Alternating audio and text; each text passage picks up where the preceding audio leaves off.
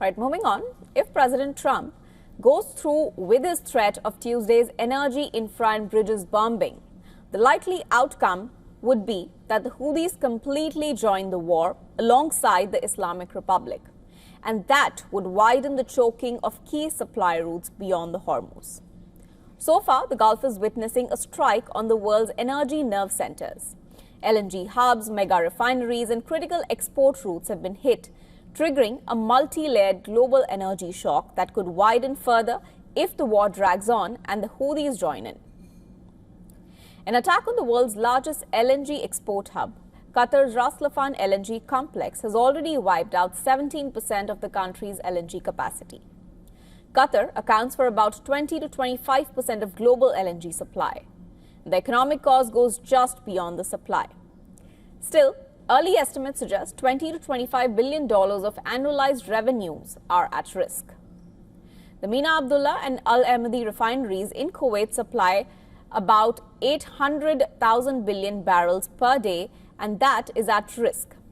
Mina Abdullah averages about 346,000 billion barrels per day, and the Mina Al Ahmadi supply is about 454,000 billion barrels per day. The daily refining value stood at about $40 to $90 million per day.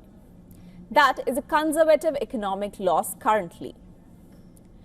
The Yanbu Samra refinery in Saudi Arabia is running to capacity, and if the Houthis target the Red Sea, then this is at risk. This major refinery is jointly run by Aramco and ExxonMobil, with a capacity of about 400,000 billion barrels per day. The refining margin loss could be about 4 to 8 million per day. The broader impact would come from Red Sea export route hit. The gas facilities in UAE's Shabshan Al Hosn gas facilities are already temporarily shut. Now, this facility is key to ADNOC's onshore production system and feeds pipelines to Fujairah export route. An early estimate puts the direct infrastructure damage at about $10 to $30 billion. The daily energy output loss amounts to about $150 to $250 million per day in oil and related products.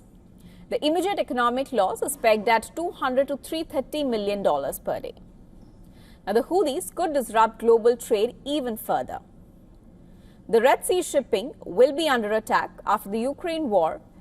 100-plus merchant vessels were targeted between 2023 and 2025. 2 vessels sunk and several others were damaged. The peak disruption led to a 30 to 60% traffic drop. The global shipping response to the Red Sea attack was to reroute vessels via the Cape of Good Hope, which added to the transit hours and costs. The freight rate surged to over 2 to 3 times for the Asia-Europe routes. The war risk insurance went up to 1% of vessel value from 0.05%. The transit duration was longer by 10 to 15 days, and the fuel cost surged by 30 to 40% per voyage. If the Houthis join the war, then more key routes will be choked.